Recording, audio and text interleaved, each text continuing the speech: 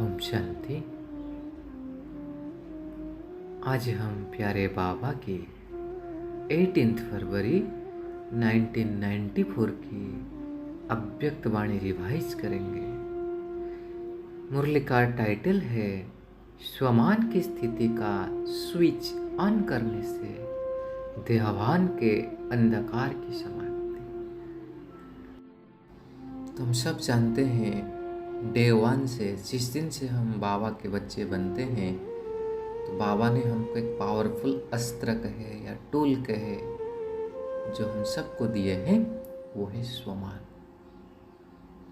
और इस स्वमान से हम देहाभान से परे स्वतः रह पाएंगे। चाहे अभिमान हो चाहे अपमान हो, उसी से भी परे रह पाएंगे और ना अपनी महिमा में आएंगे।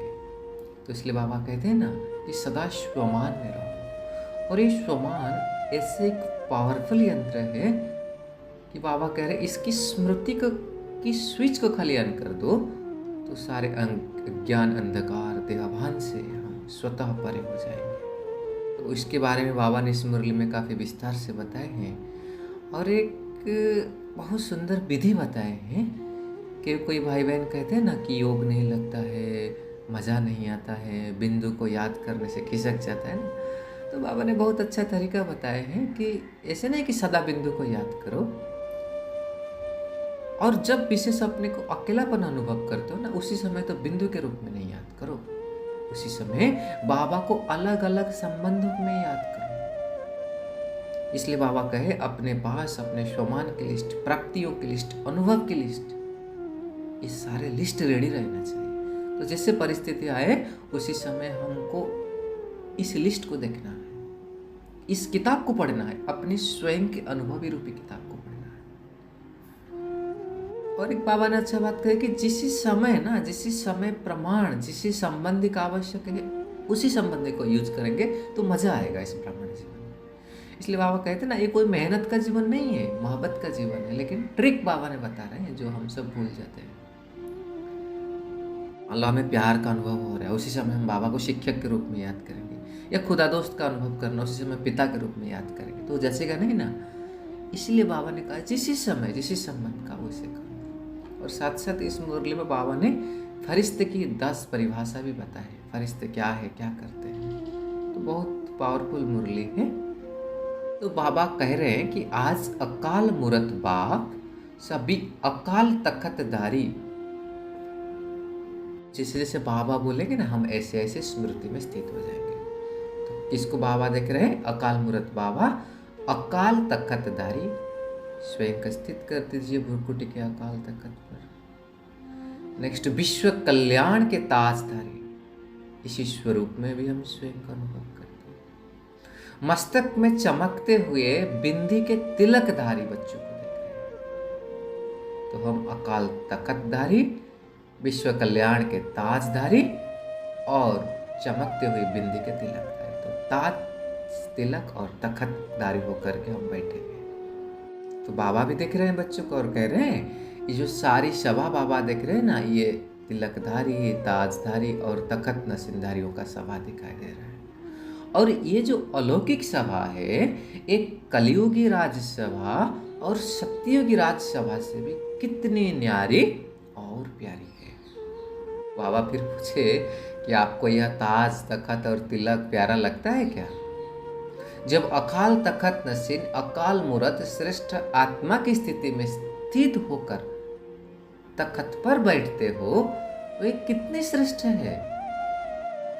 और सभी के यह श्रेष्ठ स्थिति की झलक इस सूरत को फरिश्ता बना देती है। क्या बना देती है हमारी सूरत को? फरिश्ता। साधारण सूरत नहीं, फरिश्ता सूरत। तो बाबा फिर फरिश्ते की परिभाषा बता रहे। बाबा कह रहे फरिश्ता की सूरत कितनी प्यारी होती है। और फरिश्ते सभी को प्यारे क्यों लगते हैं? तो बाबा कहे फरिश्ता सर्व का होता है, कोई एक दो का नहीं होता है, इसका है उसका नहीं, सभी का है फरिश्ता। ये फर्स्ट पॉइंट। सेकंड कहे बाबा बेहद की दृष्टि, वृत्ति की, बेहद की स्थिति वाला होता है। क्या होता है? हमेशा बेहद का होता है। तीसरा है फरिश्ता सर्व आत्माओं के प्रति परमात्मा संदेश वाहक है। चौथा फरिश्ता अर्थात सदा उड़ती कला वाला, दिखाते हैं ना फरिश्ता उड़ते हैं। पांचवा फरिश्ता अर्थात सर्व का रिश्ता एक बाप से जुटाने वाला है, खुद का तो जुटा हुआ होगा और दूसरे का भी जुटाएगा।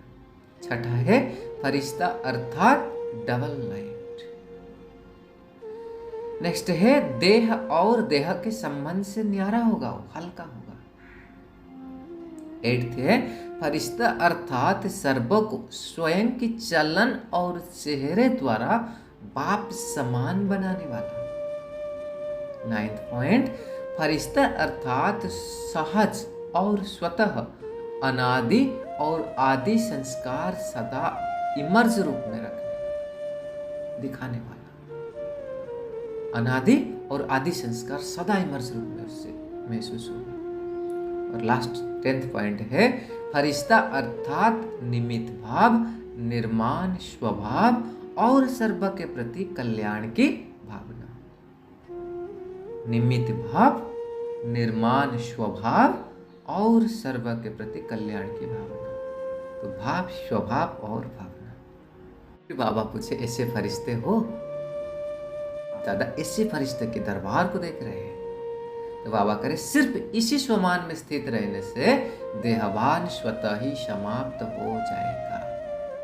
फिर अभी बाबा स्वमान के ऊपर आ रहे हैं। बाबा कह रहे हैं कि बाप देखते हैं कि बच्चे देहभान को छोड़ने की बहुत मेहनत करते हैं ना हम सब। एक छोड़ते हैं दूसरा आ जाता है, लेकिन छोड़ना सदा मुश्किल होता है और धारण करना सहज होता है। क्योंकि बाबा ने अप्रोच दूसरा सिखा रहे। बाबा कहते छोड़ोगे बोलोगे ना, वो छूटेगा नहीं। आप धारण करो एक तो दूसरे छूट जाएगा। तो बाप दादा कहते हैं कि स्वमान में सदा रहो। जहां स्वमान है वहां देहभान आ ही नहीं सकता। तो छोड़ने की मेहनत नहीं करो, लेकिन स्वमान में स्थित रहने का अटेंशन रखो। और साथ साथ क्या करना है, बहुत इंपॉर्टेंट, संगम युग पर स्वयं बाप द्वारा जो कितने अच्छे अच्छे स्वमान प्राप्त हुए हैं, अर्थात टाइटल्स मिली है, उसी की लिस्ट निकालो। अगर कितनी बड़ी लिस्ट होगी, सारे कल्प में कितने भी स्वमान अर्थात टाइटल किसी भी नामी ग्रामी आत्मा को, चाहे राजनेता को हो, चाहे अभिनेता को हो, चाहे धर्मात्मा को हो, चाहे महान आत्मा को हो, उनके अगर टाइटल्स गिनती भी करो ना, तो आपके स्वमान की लिस्ट से ज्यादा हो सकते हैं क्या? कितनी बड़ी बात कह रहे बाबा। और रोज सवेरे सवेरे बाप दादा स्वमान की स्मृति दिलाते हैं, स्वमान में स्थित कराते हैं। रोज भी एक नए ते नए स्वमान स्मृति में रखो तो स्वमान के आगे देहभान ऐसे भाग जाता है जैसे रोशनी के आगे अंधकार भाग जाता है। कितना अच्छा पॉइंट है। ना समय लगता है ना मेहनत लगती है। इसलिए बाबा कहे देहभान को मिटाने की मेहनत मत करो, स्वमान की स्मृति की स्विच ऑन करो तो देहभान चला जाएगा। कितना भी गहरा काला बादल सूर्य की रोशनी को छिपाने वाला हो, लेकिन आपके पास ऑटोमेटिक डायरेक्ट परमात्मा का लाइट का कनेक्शन है। कितना अथॉरिटी बाबा दे रहे हैं कि हमारे पास है डायरेक्ट परमात्मा का कनेक्शन का लाइट, डायरेक्ट परमात्मा लाइट का कनेक्शन। तो हमारे पास क्या है? डायरेक्ट परमात्मा लाइट का कनेक्शन। वो कहते हैं डायरेक्ट पावरफुल होती है, लेकिन किस किस का क्या हो जाता है, लीकेज होता है, तो फिर पावरफुल नहीं होता है। इसलिए बाबा कहे स्मृति का स्विच डायरेक्ट लाइन से ऑन किया और इतनी लाइट आ जाएगी जो स्वयं तो लाइट में होंगे ही, लेकिन औरों के लाइट भी, औरों के लिए भी लाइट हाउस बन जाएंगे। हम स्वयं तो लाइट में होंगे, लेकिन दूसरे के लिए भी बन जाएंगे। तो बाबा कह रहे ऐसे हो ना, अनुभवी हो ना। बाबा कह रहे लेकिन कभी कभी अनुभव को किनारा रख देते हैं, तो फिर क्या होता है? मेहनत लगता है ना जब किनारा कर लेते हैं। कहते सदा नहीं लगती, लेकिन कभी कभी लगती है। तो फिर स्विच ऑन करना भूल क्यों जाते हो? फिर बाबा कहे वास्तव में अगर एक मास्टर सर्वशक्तिमान का स्वमान भी याद हो तो मेहनत की कोई बात नहीं है। स्वमान के जो राजा है ना, बहुत अथॉरिटी वाला स्वमान की मैं मास्टर सर्वशक्तिमान। मार्ग मेहनत का नहीं है, लेकिन हाईवे के बजाय गलियों में चले जाते हो, वह मंजिल के निशाने से और आगे बढ़ जाते हो तो लौटने की मेहनत करनी पड़ती है। कितना अच्छा बताया बाबा। कह रहे लाइन पूरा स्पष्ट है, हाईवे है, लेकिन हम क्या करते हैं, इधर उधर गली में चले जाते हैं, या जहाँ मंजिल उससे और आगे बढ़ जाते हैं, तो फिर पीछे लौटने के लिए मेहनत करनी पड़ती है। इसलिए बाप दादा सदा अपने स्नेह और सहयोग की गोदी में बिठाकर मंजिल पर ले जा रहे हैं। कितना सुंदर पॉइंट है। योग के लिए भी कितना अच्छा विजन है कि बाप दादा मुझे स्नेह और सहयोग की गोदी में बिठाकर मुझे मंजिल पर ले जा रहे हैं। फिर बाबा पूछे कि गोदी में बिठाकर मंजिल पर पहुंचने में मुश्किल क्यों होता है? फिर जब स्नेह और सहयोग की गोदी से निकल जाते हो तो फिर आकर्षण खींचती है, तो चक्कर लगाने के लिए चले जाते हो, फिर थक जाते हो, फिर मेहनत महसूस करते हो। तो बाबा कहते हैं इसी वर्ष मेहनत को समाप्त करो, मोहब्बत में लव में लीन हो जाओ और लवलीन होकर हर कार्य करो। बाबा कहते जो लव में लीन हो जाता है ना, उसको और कुछ दिखाई नहीं देता है, आकर्षित नहीं करता है और कुछ, बस लव में ही रहता है। तो बाबा पूछे कि ऐसा कोई है क्या जो कहेगा कि मुझे बाप से प्यार ही नहीं है, लव ही नहीं है? सभी का तो है ना, लेकिन क्या होता है, कभी लव में रहते हैं, कभी लव में लीन रहते हैं। बाबा कहे नहीं तो देखो कि मन बुद्धि द्वारा स्थिति में बाप का सर्व संबंध से तो साथ है ना, तो साथ भी है और सेवा में भी हर समय बाबा साथी है। तो स्थिति में साथ है और सेवा में भी साथी है। तो जहां सदा साथी भी है, तो जहां सदा साथ भी है और साथी भी है, तो वहां मुश्किल क्या है? परमात्मा की महिमा ही मुश्किल को सहज करने वाला है। ऐसा बाप आपके साथ है और साथी भी है, तो फिर मुश्किल कैसे हो सकता है? बाबा कह रहे कि समय प्रमाण बाप स्वयं हर बच्चे को सर्व संबंधों की ऑफर करते हैं। जैसा समय वैसे संबंध से साथ रहो, वह साथी बनाओ उसे। इन बच्चे क्या करते हैं, कोई समय साथ रखते हैं और कोई समय किनारा कर लेते हैं। फिर क्या कहते हैं कि अकेलापन फील होता है। जब अकेलापन होता है तो क्या होता है, श्रेष्ठ जीवन साधारण अनुभव होती है। और फिर कहते हैं ये तो बोरिंग लाइफ हो गई और कुछ चेंज चाहिए। एक तरफ बाप दादा को खुश करते हैं कि हम तो कंबाइंड है, तो फिर बाबा कहे कंबाइंड है तो वो कभी अकेला हो सकता है क्या? बाबा कह रहे बड़ी अच्छी अच्छी बातें तो करते हैं। कुछ साल जाता है, फिर कहते हैं बाबा हम अकेले हो गए। बाबा कितना इंटरेस्टिंग पॉइंट बता रहे हैं एग्जाम्पल देकर। बाबा कह रहे देखो, अगर दुनिया में कोई चेंज चाहते हैं, होता है ना, बोरिंग हो गए काम करते करते, वैकेशन में जाते, इधर जाते उधर जाते, तो बाबा कह रहे दुनिया में चेंज चाहते हैं, कोई सागर के किनारा पर जाकर सो जाते हैं, कोई मनोरंजन में चले जाते हैं, कोई डांस करते हैं, कोई गीतों के मौज मनाते हैं, कोई कंपनी या कंपानियन का साथ लेते हैं, कोई जाकर के बगीचे में खेल करते हैं। तो बाबा कहते हैं यहाँ क्या है, ज्ञान सागर का किनारा है। हम ये भूल जाते हैं क्या है हमारा बाबा, ज्ञान का सागर है। अगर सागर पसंद है तो सागर के किनारे पर जाकर के बैठ जाओ। बाप ज्ञान का सागर है ना, तो बाप कंपानियन नहीं है क्या? बाबा पूछ रहे, क्या उसी से मजा नहीं आता है? कि समझते हो कि बिंदी से क्या मजा आएगा? आप सभी को सदा बहलाने के लिए तो ब्रह्मा बाप भी अव्यक्त हुए। बहुत पावरफुल स्टेटमेंट है। बाबा क्या कह रहे हैं कि हम सभी को बहलाने के लिए ब्रह्मा बाबा ने अव्यक्त हुए। तो इसका मतलब हम सूक्ष्म वतन में ब्रह्मा बाबा के साथ, शिव बाबा के साथ, बाप दादा के साथ अलग अलग संबंधों का अनुभव कर सकते हैं। बहुत सारे विजन से बाबा के साथ खेलबाल कर सकते हैं। देखिए जो संदेशी जाती है ना, तो संदेशी को जो अनुभव होती है, हम अपने दिव्य बुद्धि में, बुद्धि रूपी नेत्र में वो सारे अनुभव कर सकते हैं।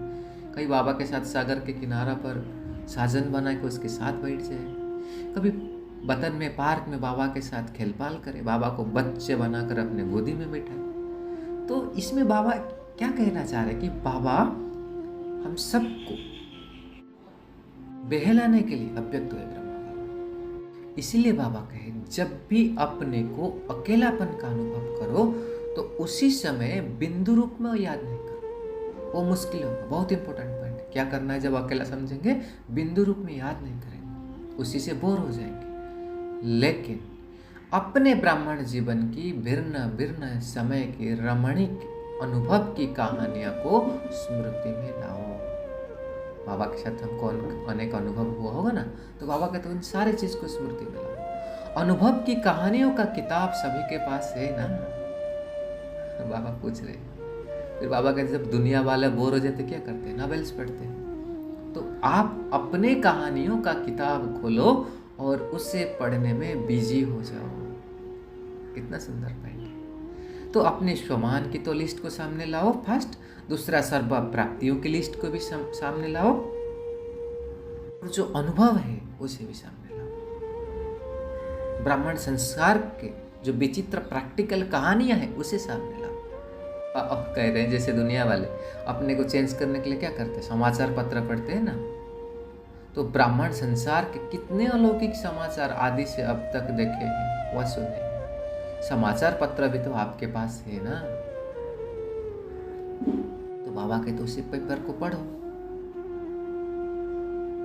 वो भी नहीं है, बाबा करे डांस और साज तो जानते हो ना, तो बिना थकावट के डांस करते रहो। बाबा कह रहे मन मनाभाव होना ही सबसे बड़ा मनोरंजन है, क्योंकि सर्व संबंधों का रस व अनुभूतियां करना ही मन मनाभाव है। इस मन मनाभाव के अंदर सब कुछ आ जाता है। सिर्फ बाप के रूप में या विशेष 3 रूप के संबंध से अनुभवी नहीं है, लेकिन सर्व संबंधों के स्नेह का अनुभव कर सकते हैं। बाबा कहते सिर्फ 3 रूप नहीं, सर्व संबंधों का कर सकते हैं। संबंध से याद तो करते हो, लेकिन फर्क क्या हो जाता है? इधर बाबा के इंपोर्टेंट पॉइंट के ऊपर हमारा ध्यान खिंचवा रहे। एक है दिमाग से या नॉलेज के आधार से संबंधों को याद करना, और दूसरा है दिल से उसी संबंध के स्नेह में, लव में लीन हो जाना। तो बाबा कहते आधा तो करते हो, बाकी आधा रह जाता है। इसलिए थोड़ा समय ठीक रहता है, और थोड़े समय के बाद फिर दिमाग से ही संबंध को याद किया तो दिमाग में दूसरी बात आ जाती है, फिर दिल बदल जाता है, फिर मेहनत करनी पड़ती है। फिर क्या कहते हैं हमने तो याद किया, बाबा मेरा कंपानियन है, लेकिन कंपानियन ने तोड़ तो निभाई नहीं, अनुभव तो कुछ हुआ नहीं। बाबा कहते यह हो गया दिमाग वाला याद, दिल में स्नेह को समाया ही नहीं। जब भी कोई बात दिमाग में आती है तो वह निकलती भी जल्दी है, लेकिन दिल में अगर समा जाती है तो उसको चाहे सारी दुनिया भी दिल से निकालना चाहे तो भी नहीं निकाल सकती। अगर दिल में समाए तो कोई नहीं निकाल सकता। तो इसलिए बाबा कह रहे बहुत इंपॉर्टेंट पॉइंट, सर्व संबंधों को समय प्रमाण, जिसी समय जिसी संबंध की आवश्यकता है उसी संबंध से याद करो। अगर आवश्यकता है फ्रेंड की और याद करो बाप को तो मजा नहीं आएगा ना। इसीलिए जिसी समय जिसी संबंध की अनुभूति चाहिए उसी संबंध को स्नेह से, दिल से अनुभव करो। क्या इंपॉर्टेंट है? स्नेह से और दिल से, सिर्फ दिमाग से नहीं। तो बाबा कहते फिर मेहनत भी नहीं लगेगी और बोर भी नहीं होंगे और सदा मनोरंजन का अनुभव करेंगे। इसलिए बाबा का इस वर्ष क्या होना है? मेहनत से निकलना है। और क्या? इसलिए बाबा को हमको ओके लिख करके देना है। बाबा के ज़्यादा विस्तार में कुछ मत लिखो, सिर्फ लिखो ओके, लंबे चौड़े पत्र नहीं लिखो। बाबा के ऐसे नहीं सोचो कि पत्र तो लिखते लेकिन जवाब नहीं मिलता है, ऐसे नहीं। बाबा कहते पत्र लिखना शुरू करते हो ना तो वहाँ कंप्यूटर में पहले आ जाता है। बाबा के पास जो बेहद का कंप्यूटर है, पोस्ट में तो पीछे पहुँचता है। और ऐसे बाप दादा इतने लंबे पत्रों का राज की मुरली में सबको जवाब दे देता है। तो अगर हमारे से कुछ प्रश्न है या बाबा को पत्र लिखते ना तो सारे जवाब मुरली से आ जाते हैं। बाबा कहते बाबा हमको रोज पत्र लिखते हैं, इतना लंबा पत्र कोई लिखता है क्या? तो बाबा कह रहे इतने अपनी स्वमान के देखो कि परमात्मा का कितना प्यार है हमसे। परमात्मा का प्यार है तभी तो पत्र लिखते हैं, अर्थात मुरली में उत्तर भी देते हैं और रोज याद प्यार भी देते हैं। अगर कोई भी क्वेश्चन उठता है या कोई भी समस्या सामने आती है तो मुरली से रिस्पॉन्स मिलता है, इसलिए कितना इम्पोर्टेंट है मुरली। तो बाबा कहते फिर कभी शिकायत नहीं करना कि उत्तर नहीं आया। बाकी बाबा कह रहे अच्छा करते हो, जो दिल में बात आती है ना वो बाप के आगे रखना, अर्थात दिल से निकाल दिया, वो भले करो। बाबा कहते भले करो लेकिन शर्ट में लिखो। पत्र जब लिखते हो तो उसी समय दिल तो हल्का हो ही जाती है। वास्तव में हम जब भी बाबा को लिखते हैं ना उसी समय हमारे दिल से चला जाता है, क्योंकि दे दिया ना बाबा को। फिर दूसरे दिन की मुरली उस विधि से देखो कि जो मैंने पत्र लिखा उसका उत्तर क्या है, ये बाबा विधि सिखा। तो बाबा कहते रिस्पॉन्स जरूर मिल जाएगा। बेहद का बाप है तो पत्र भी बेहद का लिखेगा ना, छोटा थोड़ी ही लिखेगा। तो ये था आज की बाबा की सुंदर समझानी।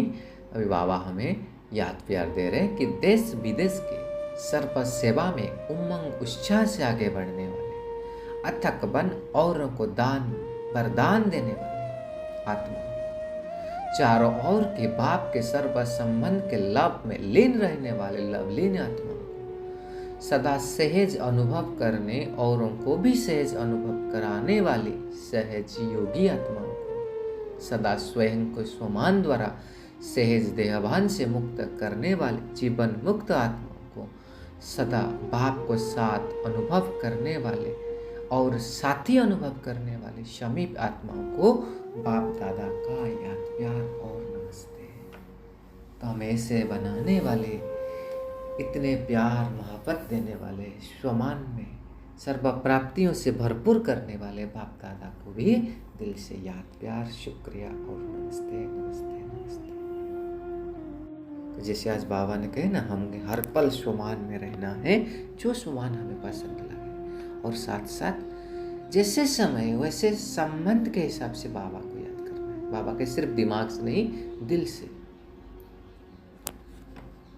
और इसको फील करना है कि बाबा मुझे अपने स्नेह और सहयोग की गोदी में बिठाकर मुझे मंजिल तक ले जा रहे हैं। इसके ऊपर भी योग का अभ्यास कर सकते हैं। अच्छा जी, ओम शांति। शुक्रिया शुक्रिया।